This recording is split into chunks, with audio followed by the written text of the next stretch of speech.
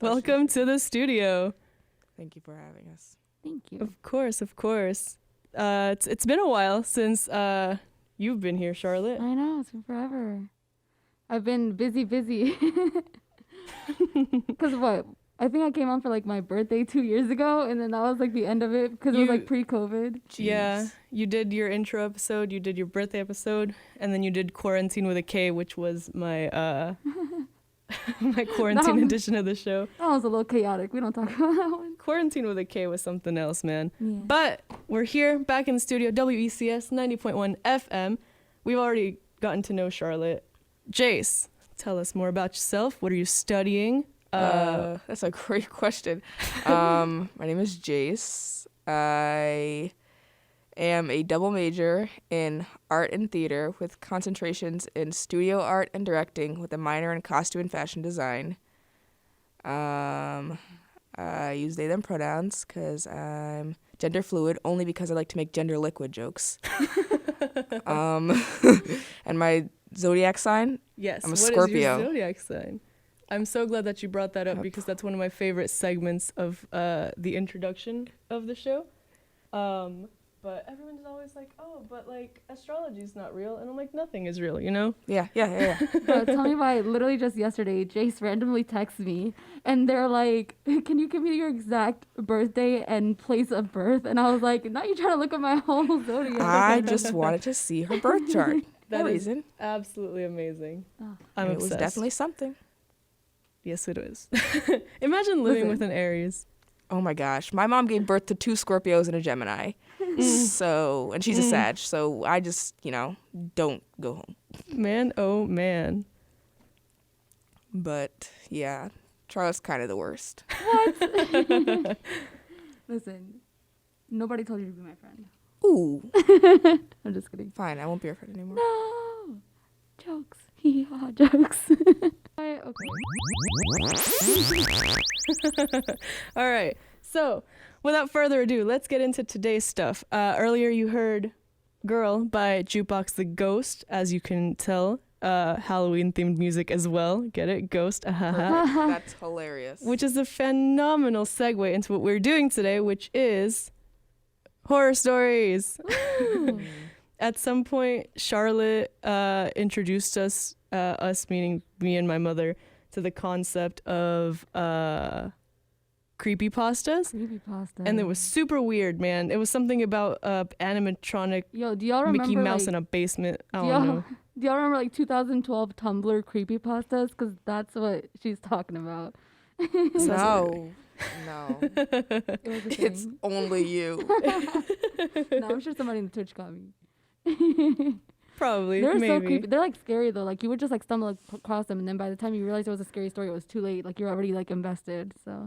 So like the ones that I ended up liking was because I found out that there was like an entire subreddit for creepypastas. The ones that I ended up liking were the no sleep ones because those were told like in the I guess context of them being quote unquote real, even if they weren't. And I thought that was super cool because even in the comments, people have to play along. Like if you don't play along, your comment gets deleted. So I liked seeing that interaction because then it's also kind of cool to see like people being creative because they like write their story. People comment, oh yeah, well what about this plot hole? And they're like, oh, here's some information I forgot to drop. And so it just kind of like builds and builds and builds until the author stops interacting. Wait, that's kind of interesting. yeah. Yeah, I was super, super into that for a while. But Charlotte, do you want to go first? Oh, I can. Okay, because mine is a classic. If you have read creepypastas, you might have heard about it already. But so the one that I brought to the table today is the Russian sleep experiment, and this one gave me nightmares as a kid. Not as scary now, but still really super creepy because it's based on real life. So Interesting. Ooh. Very interesting. All right, so I'll just get right into it because I feel like I can't preface it. I just have to read it. So it's called The Russian Sleep Experiment. So I have the story pulled up and I'm just going to read straight from it. Sure. All right. Russian researchers in the late 1940s kept 5 people awake for 15 days using an experimental gas-based stimulant. They were kept in a sealed environment to carefully monitor their oxygen intake so the gas didn't kill them, since it was toxic in high concentrations. This was before closed-circuit cameras, so they only had microphones and 5-inch thick glass porthole-sized windows into the chamber to monitor them. The chamber was stocked with books, cots to sleep on, but no bedding, running water and toilet, and enough dried food to last all 5 for over a month. The test subjects were political prisoners deemed enemies of the state during World War II. Everything was fine for the first 5 days. The subjects hardly complained, having been promised falsely that they would be freed if they submitted to the test and did not sleep for 30 days. Their conversations and activities were monitored, and it was noted that they continued to talk about increasingly traumatic incidents in their past, and the general tone of their conversations took on a darker aspect after the 4-day mark. After 5 days, they started to complain about the circumstances and events that led them to where they were and started to demonstrate severe paranoia. They stopped talking to each other and began alternately, whispering into the microphones and the one-way mirrored portholes. Oddly, they all seemed to think that they could win the trust of the experimenters by turning over their comrades, the other subjects in captivity with them. At first, the researchers suspected this was an effect of the gas itself. After 9 days, the first of them started screaming.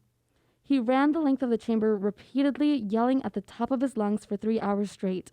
He continued attempting to scream, but was only able to produce occasional squeaks. The researchers postulated that he had physically torn his vocal cords. The most surprising thing about this behavior is how the other captives reacted to it, or rather, didn't react to it. They continued whispering to the microphones until the second of the captives started to scream. The 2 non-screaming captives took the books apart, smearing page after page with their own feces, and pasted them calmly over the glass portholes. The screaming promptly stopped. The researchers could no longer see in because the glass portholes were covered. Later, the whispering to the microphones also stopped. After 3 more days passed, the researchers checked the microphones hourly to make sure they were working, since they thought it was impossible that no sound could be coming with 5 people inside. The oxygen consumption in the chamber indicated that all 5 must still be alive. In fact, it was the amount of oxygen 5 people would consume at a very heavy level of strenuous exercise. On the morning of the 14th day, the researchers did something they said that they would not do to get a reaction from the captives. They used the intercom inside the chamber, hoping to provoke any response from the captives they were afraid were dead or vegetables. They announced, "We are opening the chamber to test the microphones. Step away from the door and lie flat on the floor, or you will be shot. Compliance will earn one of you your immediate freedom." Sounds like Squid Games. For real. I don't know what I thought this was going to be, but this is not This is at not all. what I expected. It's What I super weird. expected. We're only halfway. You said sleep experiment, Half? and she's telling us Squid Games. It's so Exactly. weird. Yeah, we're about halfway. Did Tumblr write Squid Game? Wait, maybe they got inspo Is from that this. what this is? That's exactly You what never happened. know. So they made that announcement for the people, right? They were just trying to work out in peace. Yo, listen. They were sitting there running in place, huh? They was As doing one does. jumping jacks. As one does. Do you not do that? You know, no, I do not. Do you do that? Of course I do that. Bro, you gotta, yeah, you do the gotta random close those push-ups. rings. You gotta hit those 10K steps. I mean, I guess. Anyway, so they made that announcement, right? Yes. So then, to their surprise, they heard a single phrase in a calm voice response saying, "We no longer want to be freed." Debate broke out. Sorry, what? Debate broke out among the researchers and the military forces funding the research.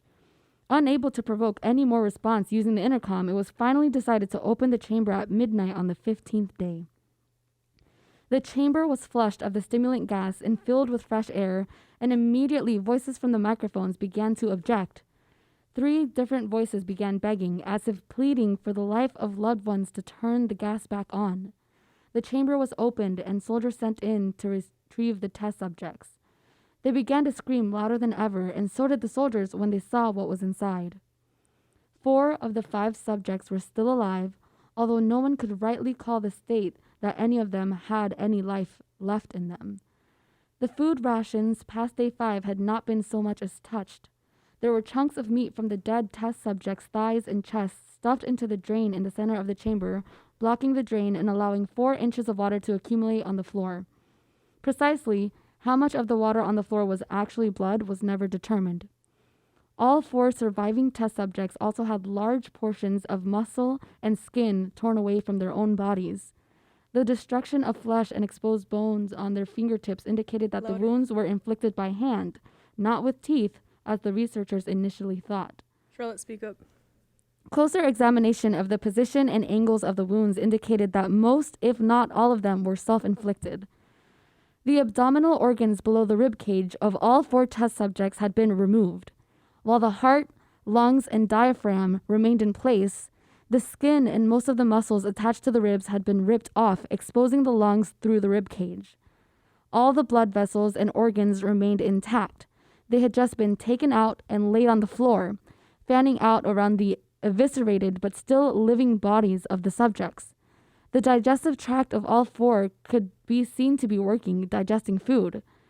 It quickly became apparent that what they were digesting was their own flesh that they had ripped off and eaten over the course of days. Hold on. I'm sorry. Hold on. What? Cannibal zombies, basically. That's awful. Okay, continue. Mm-hmm. Continue. Most of the soldiers were Russian special operatives at the facility, but still many refused to return to the chamber to remove the test subjects. They continued to scream to be left in the chamber and alternately begged and demanded that the gas be turned back on, lest they will fall asleep. To everyone's surprise, the test subjects put up a fierce fight in the process of being removed from the chamber. One of the Russian soldiers died from having his throat ripped out. Another was gravely injured by having his testicles ripped off and an artery in his leg severed by one of the subject's teeth.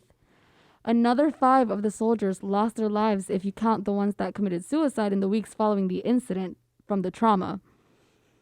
In the struggle, one of the 4 living subjects had his spleen ruptured and he bled out almost immediately.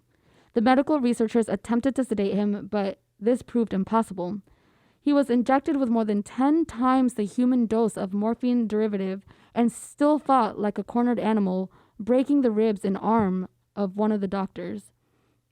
When heart was seen to beat for a full 2 minutes after he had bled out to the point where there was more air in his vascular system than blood. Even after it stopped, he continued to scream and flail for another 3 minutes, struggling to attack anyone in reach, and just repeated the word more over and over, weaker and weaker. Is this the crow or the raven? Nevermore? Like this is the opposite of the raven? Until he finally fell silent. That's hardcore. Yikes. That's kind of metal. Mm-hmm. It really is. Right? I wish I could. Never mind. All right, there's more. Oh, there's more? There is? Well, we've only heard about one of the surviving subjects. Oh my god. There's 3 more. The Terrifying. surviving 3 test subjects were heavily restrained and moved to a medical facility. The 2 with intact vocal cords continuously begging for the gas, demanding to be kept awake. The most injured of the 3 was taken to only surgical operating room the facility had. In the process of preparing the subject to have his organs placed back within his body, it was found that he was effectively immune to the sedative that they had given him to prepare him for the surgery. He fought furiously against his restraints when the anesthetic gas was brought out to put him under.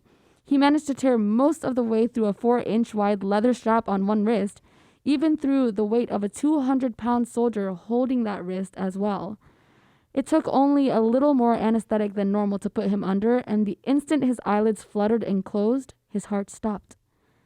In the autopsy of the test subject that died on the operating table, it was found that his body had triple the normal level of oxygen. His muscles that were still attached to his skeleton were badly torn, and he had broken 9 bones in his struggle to not be subdued. Most of them were from the force of his own muscles that he had exerted on them. The second survivor had been the first of the group of 5 to start screaming. His vocal cords destroyed, he was unable to beg or object to surgery, and he only reacted by shaking his head violently in disapproval when the anesthetic gas was brought near him. He shook his head yes when someone suggested, reluctantly, they try the surgery without anesthetic, and did not react for the entire 6-hour procedure of replacing his abdominal organs and attempting to cover them with what remained of his skin. Ew. Yep. The surgeon presiding stated repeatedly that it would be medically possible for the patient to still be alive. One terrified nurse assisting the surgery stated that she had seen the patient's mouth curl into a smile several times whenever his eyes met hers. Creepy. Ew. That's Yep. awful. When the surgeon ended, the subject looked at the surgeon began... Oh, wait, sorry. What? There was a comma missing there. Huh? When the surgery ended, comma, the subject looked at the surgeon and began to wheeze loudly, attempting to talk while struggling. Assuming this might be something of drastic importance, the surgeon had a pen and pad fetched so the patient could write his message. It was simple. Keep cutting. Sheesh. Yep. The other 2 test subjects were given the same surgery, both without anesthetic as well, although they had to be injected with paralytic for the duration of the operation. The surgeon found it impossible to perform the operation while the patients laughed continuously. Once paralyzed, the subjects could only follow the attending researchers with their eyes. The paralytic cleared their system in an abnormally short period of time, and they were soon trying to escape their bonds. The moment they could speak, they were asking again and again for the stimulant gas. The researchers tried asking why they had injured themselves, why they had ripped out their own guts, and why they wanted to be given the gas again. Only one response was given. I must remain awake. All 3 subjects' restraints were reinforced This and they were boy's placed... traumatized. Literally. All 3 subjects' restraints were reinforced and they were placed back into the chamber, awaiting determination as to what should be done with them. The researchers, facing the wrath of their military benefactors for having failed the state's goals for their project, considered euthanizing the surviving subjects. The commanding officer, an ex-KGB, instead saw potential and wanted to see what would happen if they were put back on the gas. The researchers strongly objected, but they were overruled. In preparation for being sealed in the chamber again, the subjects were connected to an EEG monitor and had their restraints padded for long-term confinement. To everyone's surprise, all 3 stopped struggling the moment it was let slip that they were going back on the gas. It was obvious that at this point, all 3 were putting up a great struggle to stay awake. One of the subjects that could speak was humming loudly and continuously. The mute subject was straining his legs against the leather bonds with all his might, first left, then right, then left again for something to focus on. The remaining subject was holding his head off of his pillow and blinking rapidly. Having been the first to be wired for EEG, most of the researchers were monitoring his brain waves in surprise. They were normal most of the time, but sometimes flatlined inexplicably. It looked as if he were repeatedly suffering brain death before returning to normal. As they focused on papers scrolling out of the brainwave monitor, only one nurse saw his eyes slip shut at the same moment his head hit the pillow. His brainwaves immediately changed to that of deep sleep, then flatlined for the last time as his heart simultaneously stopped. The only remaining subject that could speak started screaming to be sealed in now. His brainwaves showed the same flatlines as the one who had just died from falling asleep, though he was still alive. The commander gave the order to seal the chamber with both subjects inside, as well as 3 researchers. One of the named 3 immediately drew his gun and shot the commander point blank between the eyes, then turned the gun on the mute subject and blew his brains out as well. Ooh. He pointed the gun at the remaining subject, still restrained to a bed as the remaining members of the medical and research team fled the room. He said, "I won't be locked in here with these things. Not with you." He screamed at the man strapped to the table. "What are you?" he demanded. "I must know." The subject smiled. "Have you forgotten so easily?" the subject asks. "We are you. We are the madness that lurks within you all, begging to be free at every moment in your deepest animal mind. We are what you hide from in your beds every night. We are what you sedate into silence and paralysis when you go to the nocturnal haven where we cannot tread." What? The researcher paused, then aimed at the subject's heart and fired. Loud. The EEG flatlined as the subject weakly choked out. So nearly free. I have a lot of thoughts on that. I have a lot of for questions it. on that. First of all, how do you go from only screaming to saying those bars? But Yo, facts. he just went from like being like ah to being like We are you. We are you. Listen, homie had flatlined already too. Also, How this man's go from, like you said, just straight hollering to the most poetic nonsense I've Exactly. ever heard. I'm pretty sure Shakespeare wrote that. But also, Shakespeare could never. So why here's what did the we've- researchers here's- have... Here's what we've discovered, though. Tumblr wrote Squid Games, but Shakespeare wrote the Russian sleep experiment. You're absolutely right. You're not wrong. But What were you saying? why did the researchers have a gun? I want to know that. Because, In case. First of all, Russians. Oh, okay. Whoa. Well, like 40s, So all Russians like have guns? 1940s. So all Russians have guns. No, you gotta think like historically at the time. So all Russians had guns in the Exactly. 40s. I would assume they were like researchers, like in the like military researchers. That's insane. So I'm I- big shook. yeah. Also, that was horrifying. Overall, that was horrifying. It reminded me of the Stanford prison experiment. Yes, that's exactly what I was thinking the Ooh, whole interesting. time. Yeah. Do y'all know that one? You should probably speak a little bit on it for For people anyone listening. who is listening and does not know, the Stanford prison experiment was a psychological study, I believe, between students, and this one was like real, in which certain students were made to be the jailed and the others were the jailers.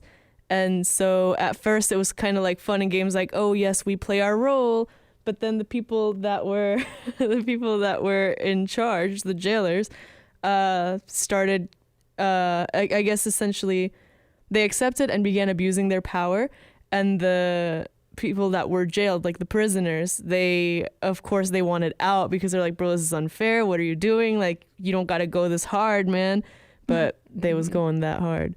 Oops. Yes, we said psychology.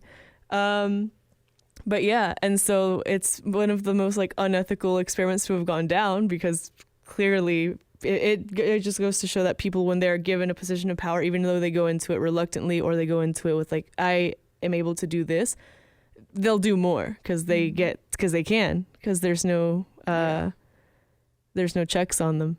Yeah. Also, like a lot of I think it was the majority of the participants had like severe trauma and had to go to like therapy for a long time after. Yeah. Rightfully so. Mm-hmm. And it was supposed to be one of those things that's like the experiment begins and ends here, but they carried that resentment outside towards the jailers because they were like, oh bro, like we were just doing what we were told. But of course the ones that were playing as the prisoners, they were like, you did not have to do that. Yeah. Yeah. Yikes. Raphael on Twitch says Philip Zimbardo was the principal investigator in that study. Interesting. Fun fact. And like literally, it's Keep that in mind for Jeopardy. referral. Oh, I love Jeopardy. Me too. Oh, I love Jeopardy. Jeopardy's my goal in life is to win Jeopardy someday.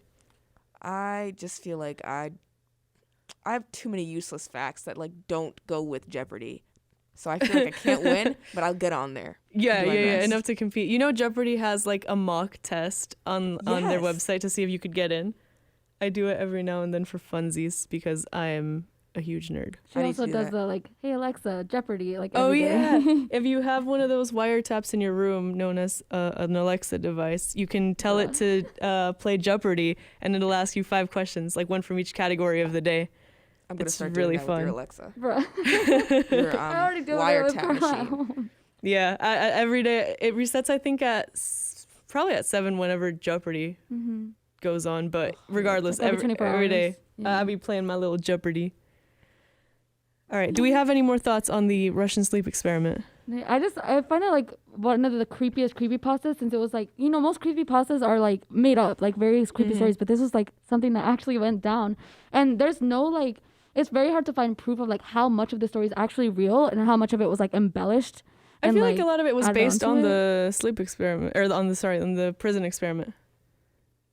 Maybe, I don't know, but it's still very, very creepy stuff that they even decided to do that experiment on humans. Like, I feel like it's very inhumane. Yeah. You're right.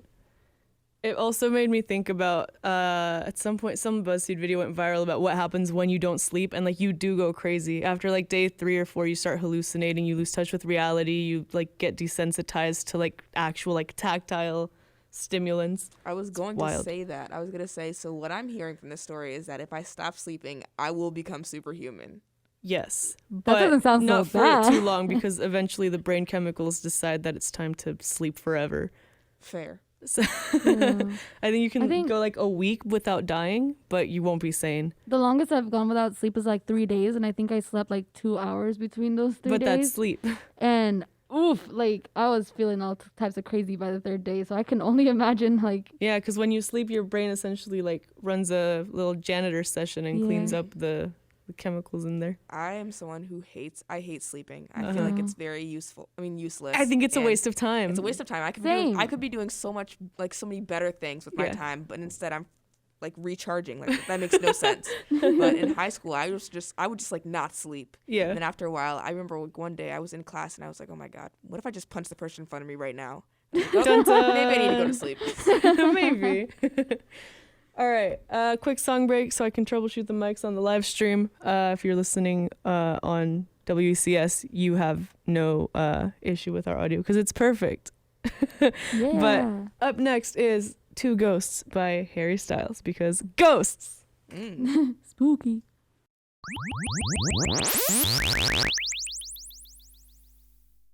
Ha ha ha ha. Knee slapper.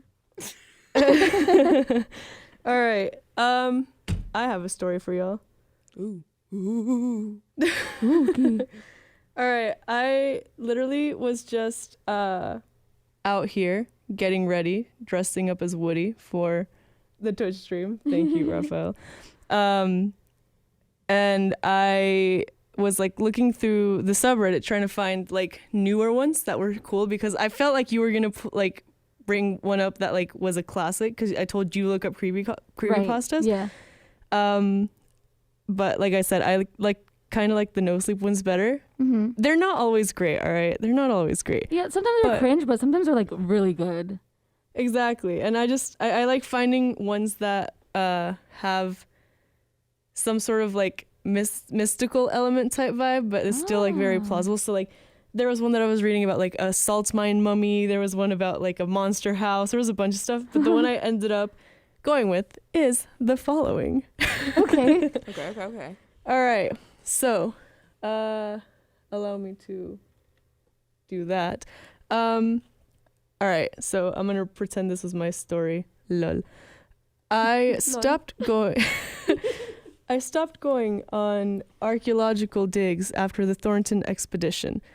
I always thought that the past was never content to stay in the past. It may not be widely spoken about, but it's not content to sit quietly in books or museums or exhibits. When it wants to, it reaches out and grabs you. The only question is, what happens next? Sometimes history lets you go, while other times you can feel its fingers tightening their grip. I felt it reach out and grab me on the Thornton expedition in Egypt. We were thrilled when we first found the tomb. When probing the area for about a month, our scanning equipment revealed that there was a labyrinth of solid surfaces located deep under the desert surface. So we set out to find whatever it was, no matter how much time or money it took.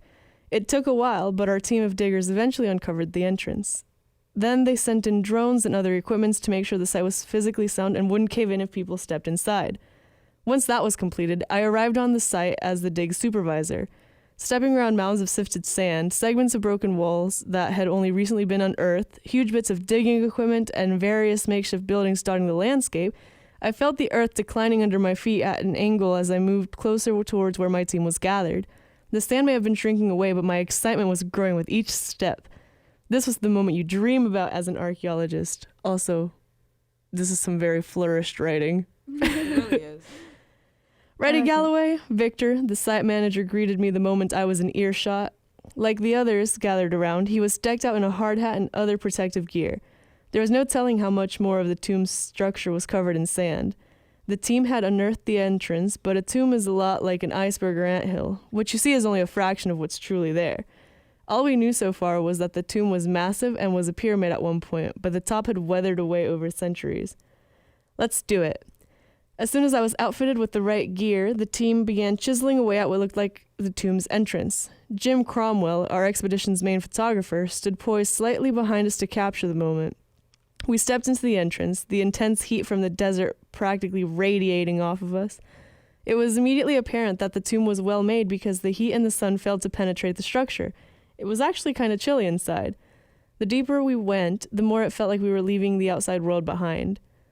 When the entrance faded away behind us, the first thing our flashlights reached were 2 massive statues of Anubis made entirely out of black onyx, the smooth stone gleaming slightly from the artificial light. The closer we got to the entrance they were flanking, the more it made the statues loom out of the darkness like giants. If I had to guess, I'd say they were nearly 8 feet tall. Something major was here. I took my time looking around what had once been a pyramid. No matter how many times I set foot in the ancient tomb, I never lost sense of awe I get when taking in the stone walls and fuzzy humidity. I hope I never do. This was the ultimate time capsule. Endless hallways carved into massive stone blocks, intricate hieroglyphics everywhere you looked, and an occasional statue keeping watch on you as you made your way through the corridors. The excitement inside me was ready to burst as the crew walked through the main passageway. After about 10 minutes, we emerged in a cavernous antechamber that was shrouded in darkness. But with my flashlight, I could still see the walls were covered by hieroglyphics from floor to ceiling. "Can we get some lights in here?" I called out. The crew was on it, and within minutes they were setting up massive industrial lamps that illuminated the words and images sweeping across the walls. Whoever said if these walls could talk had never been here. These walls didn't just talk, they told stories. After a good look around, we went back to our base for refreshments and rest. One of the first things you learn is how quickly you get dehydrated working out in the desert. Since it was now the hottest time of day, it was time to relax until the sun went down. Despite digging in what was ostensibly the cool season in Egypt, we got stuck in the middle of a record heat wave. Lucky us. I carefully stepped around the digging equipment, numerous tools and tarps covering the site we'd been digging around for nearly a week before I climbed in the 3 steps of the trailer and opened the door. A cold wave of air conditioning greeted me before I grabbed a bottle of water from the fridge next to the sink and took a seat on the leather couch. Looking around me, I couldn't help but think of how lucky we were. Elliot Thornton, our patron, had certainly spared no expense for the expedition. Everywhere you look confirmed that we had the best equipment, the best experts, and the best of everything. Good thing, too, because trying to make an expedition like this work on a tight budget is a recipe for disaster. Thornton spent his younger years accumulating a fortune and discovered by middle age that he had more money than he knew what to do with, so he had decided why not add a little adventure to his life. I could tell he was living vicariously through us, but that was his prerogative. We all have our little daydreams. Some of us just have more chance to act them out than others. While I sipped my water before I left for the day, I thought about what we had uncovered. When you're spending time in a climate-controlled office somewhere in London, New York, or elsewhere, it's easy to forget how old the world is and how young modern cities truly are. But out here, the beginning of civilization doesn't seem so distant. The following day, we went back in the site and began cataloging and exploring in detail. It was just as chilly inside as the day before. Since I dressed accordingly, this wasn't an issue. Once we were halfway through the main corridor, the sound of someone screaming suddenly filled the air. It wasn't a startled cry of someone getting spooked. This was full-throated, top-of-the-lungs shrieking in agony. It's the guys from the Russian Sleep Experiment. It's the guys from the Russian. It's the guys from the Russian Sleep Experiment. Oh my God, crossover. Full circle. And y'all thought the segues ended on this show. These segues go on for everything. Anyway. I flinched and frantically looked around for the source of the screaming, but I was shocked to see some of the other crew members looking at me with total uncertainty. "Are you okay, Richard?" Jim Cromwell asked me. Richard. My name is Richard currently, you guys. Richard. You know the vine? Yeah, where he throws the frisbee out onto the highway. "What the heck, Richard?" What? "Oh, yes. Are you okay, Richard?" Jim Cromwell asked me, concern plastered all over his face. "Didn't you hear that?" "Hear what?" Jim's concerned expression morphed into one of confusion. "The scream." "What scream?" "The scream that just happened. It was one of the worst noises I've ever heard." Do you like my acting? Love it. 10 out of 10. You're doing a great job. Thank you. They're both actors, so, I have to get their approval. "Richard, I didn't hear a scream, but I heard someone laughing." Victor nervously volunteered to step forward and look around. It was the most unfunny laugh I'd ever heard, cold and heartless, like something you hear from a villain in a movie. I thought I was just imagining it, but now I'm not so sure. Can I please do my impression of it? Yes. You ready? I'm so ready.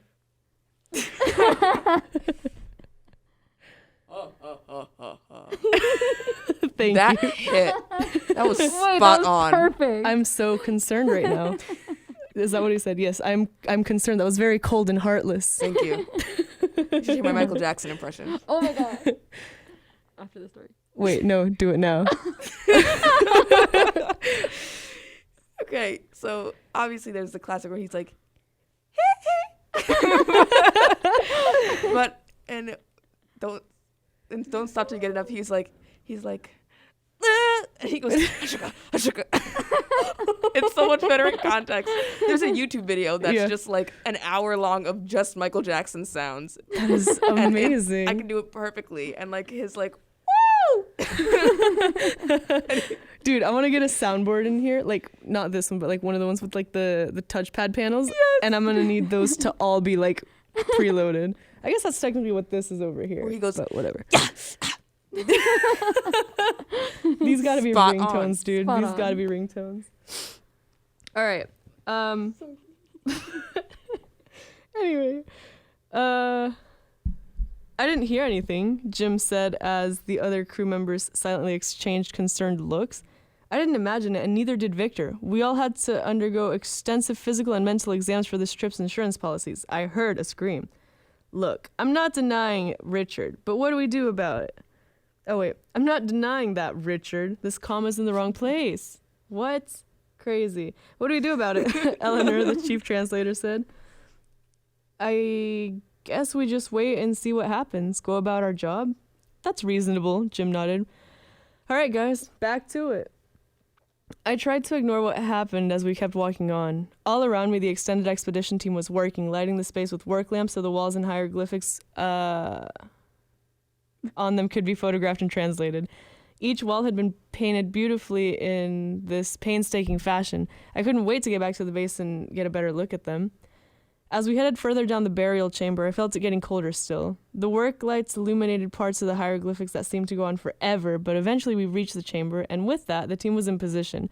The excitement practically filled the dusty air. All right, everyone, Victor said. You know what to do. They went right to it, carefully scraping and chiseling their way through the burial chamber seal. When it gave way after about 5 minutes of careful work, they gingerly guided the heavy wooden doors open. As they opened noisily, beams from our flashlights found gold and other treasure shrouded amongst dense clouds of dust and cobwebs. Carefully stepping inside, our flashlights all found the center of the room where a gargantuan tan stone sarcophagus filled the space. Gargantuan. Gargantuan, This- dude. This man's got vocabulary. Okay, Richard. Not one of us spoke because we were beyond thrilled. This is what every single person in my field hopes to do once in their career. At some point I watched Jim as he clicked away. His glasses were hanging off his nose as he tried to capture every angle in view.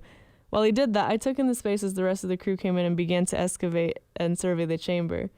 Moments later, a few extra crew members came down to open the sarcophagus. Equipped with the state-of-the-art tools, they carefully pried the massive lid off of it and lifted the gleaming gold mummy case out of the bottom, all in full view of Jim and a cameraman who were duly recording everything. I felt so many emotions. This is something I'd worked years for. But then my watch told me it was time to take a break. I always got to take those great breaks, writing. man. Take a break. It's Why would you say something impeccable. like that? On the walk back to the base, the sun was out in full force and it blasted us with heat the minute we stepped out of the tomb. As I stepped further away, I could feel the adrenaline that had been humming in my system slowly simmering down, and all thoughts of the disembodied scream were forced out of my head as we sat down to a lavish meal catered by Thornton to celebrate. The lunch was filled with everything you could possibly want, but when it was over, we gathered back at the offsite storage facility where the mummy had been brought after it had been excavated. With an atmosphere like someone opening a highly anticipated Christmas present, Thornton, a short, gaunt man in his mid-50s with a rapidly receding hairline. Why would they read him for filth like that? Oh my God. He didn't have to do his man like that. He did. Literally, you've been telling us, yes, he's very rich and he's the reason that I'm living my best life. He got no hairline, though. Rapidly receding. Rapidly Not even receding. just receding. Bro, I couldn't see it recede right now. Well, back to Thornton and his hairline. He took center stage as he watched a few crewmen carefully open the mummy case. It opened with a faint pop, and when the case lid was removed, everyone took a collective gasp. It was empty. Empty. All of us stood there dumbfounded, unsure of what to do. After a painfully long minute, Thornton turned to me. What is this, Richard? Ooh. Sorry. Richard? I don't know, Elliot. Maybe this is a decoy mummy case? Or maybe the body was stolen before the burial? We still do have a bunch more of the tomb to explore. Right, well, let me know what you find. He turned on his heel and left without another word. Immediately after this, I led the head members of my crew back to the tomb to try to figure out what the empty mummy case meant. We walked silently through the corridors until we rounded a corner and found a small alcove we hadn't seen yet. I shined my flashlight and got the second shot of the day. Lying on the floor was clothes that looked like they were from the last century. I had no idea how old they were, but they were ragged, as they were all torn, ripped, and in horrible condition. Yikes. The shoes were the only thing that gave away how old the clothes could be. The 5 members of the crew all silently looked at the sight before we all looked at each other. I could feel the questions, but no one seemed able to actually say the words out loud. Then, just as we were about to go back and report what we found, I heard footsteps steadily approaching from out of sight. They were soft, different from the heavy no-nonsense stride of everyone in the crew, but they were steady and slowly approaching us. We stood there, transfixed on the doorway, waiting to see, and with each step I could feel my hands tightening into fists as we kept our flashlights aimed at whoever was coming our way. I took a deep breath and braced myself when the footsteps were just outside the passageway. The tension in the group was unbearable, and then the sounds stopped just inside the doorway. There was nothing there, no figure, no mummy, no anything. We all began to shine our flashlights in different directions, trying to figure out what was going on. "Look!" Eleanor pointed at the wall with one shaking hand. When we all pointed our flashlights at the wall, everyone saw a disembodied shadow that belonged to nothing and no one, slender, with long limbs. Is it Spooky. It's Slender Man? Dude, these are the people from the These sleep experiment. crossovers. They're just hallucinating now. Oh my god, maybe these are their, like, maybe they're on Tumblr. Did the Russian people invent Tumblr? There was actually an issue where there was a bunch of Yo, Russian hackers on Tumblr. I Like do some of the remember biggest that. meme accounts were actually run by like Russian government operatives trying to like infiltrate like Yeah. This is the all coming the full meme circle. Listen, we just figured it out. You gotta watch out. They're We're too coming for us powerful. now. Every time that I have an episode like this, I'm always like, "Where's the cops at?" One literally walked by earlier. I was like, "Oops." We're being targeted. What happened? Oh, we saw a crazy shadow. What the? Jim tried to say before the footsteps started coming towards us again, but this time we could see the shadow on the wall moving along with the footsteps. "Run!" Victor screamed. We all immediately agreed and ran down the other end of the passage. There was none of our lighting equipment there, so the entire space was cast into shadow. Our shoes crashed loudly on the stone floor as we ran, each new shadow filling me with horror. The lavish hieroglyphics whizzed by in an indecipherable blur.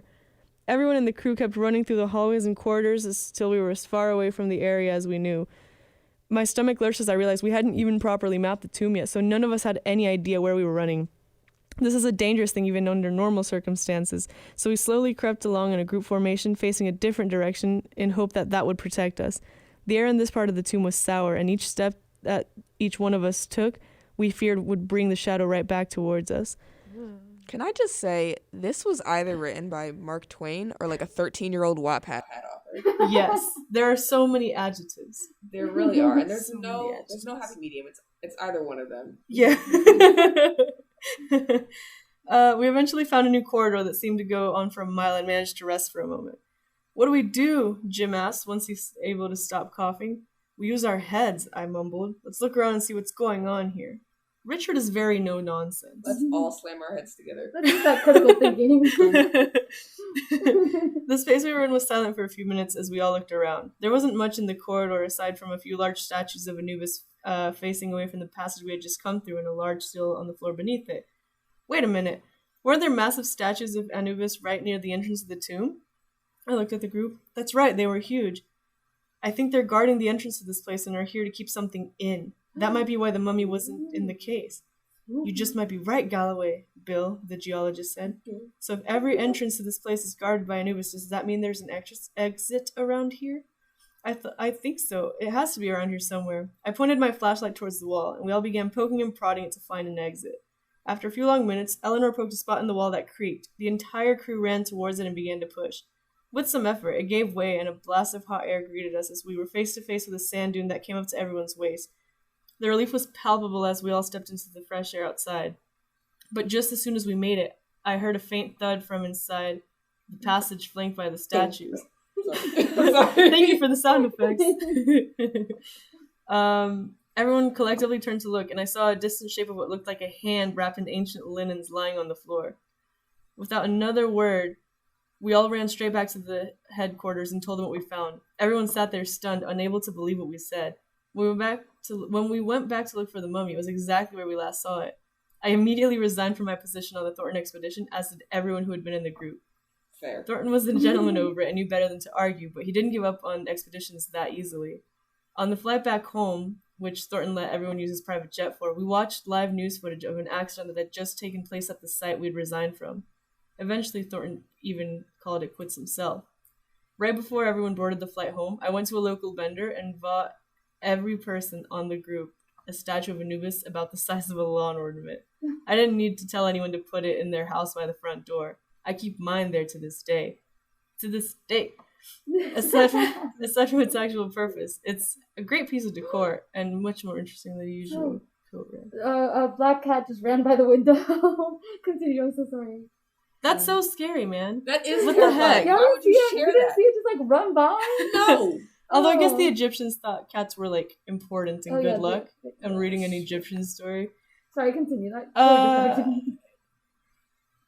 I resigned from my position as archaeologist, took up a university job teaching archaeology. I was offered a position at the museum, which I accepted, but despite my new job, I thought that someday someone else will find the tomb again. History never remains buried for long. The end.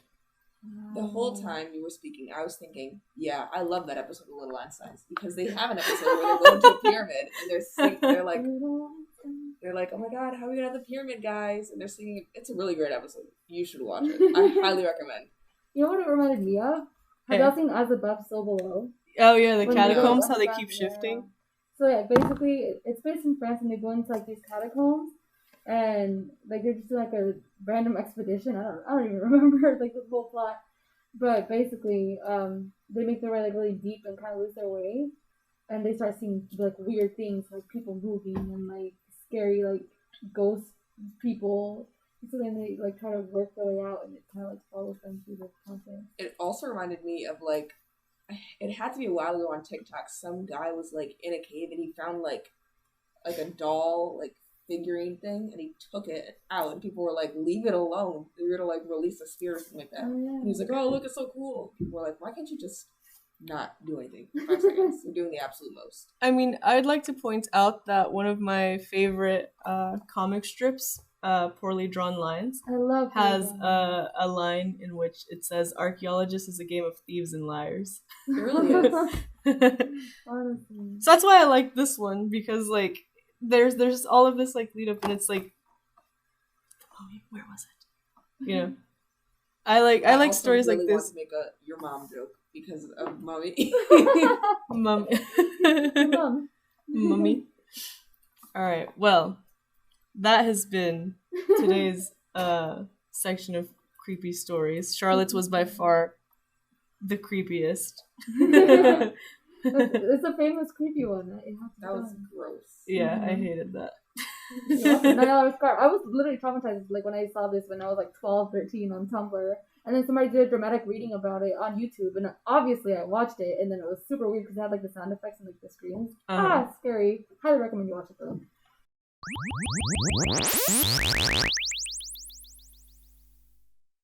As our time draws to a close, thank you so much, both of you, for being here. Of Thank you for course. having us. Thank you, Charlotte, for the scary story. Thank you, Jayce, for the sound effects. Absolutely. Anytime. Do you guys have any closing remarks, statements, comments, shout outs, anything at all? Yeah, happy Halloween to everybody, and happy early Dia de los Muertos. I was gonna say that. that. I have nothing to say. She took her. No pressure. Full pressure. What do you call an alligator wearing a vest? What do you call an alligator wearing a vest? An investigator. What a knee slapper. I am obsessed with dad jokes. Thank you so much for this. Thank you so much for this. That's what happens when you put me on the spot. It is clear to me that at some point we all must bond against Charlotte and her hatred of dad jokes and her belief in birds. I Yeah. love that jokes. The ones that Jayce makes specifically. That was a phenomenal That was one. All right. Well, thank you guys so much for listening. This has been Podcast with a K, and I'm your host, Karla with a K, signing off. You're listening to WECS 90.1 FM. I will leave you with the amazing song that is No Matter Where You Are by us, the duo, which is also featured in the movie Book of Life, which is a really beautiful movie about Day of the Dead, in case you'd like to watch it or have something to do tomorrow to celebrate. That movie makes me cry. Oh, for sure. But yes, thank you so much and have a fantastic night. See you next week at same time, same channel, same station with new nonsense and new guests. Happy Halloween, happy Day of the Dead.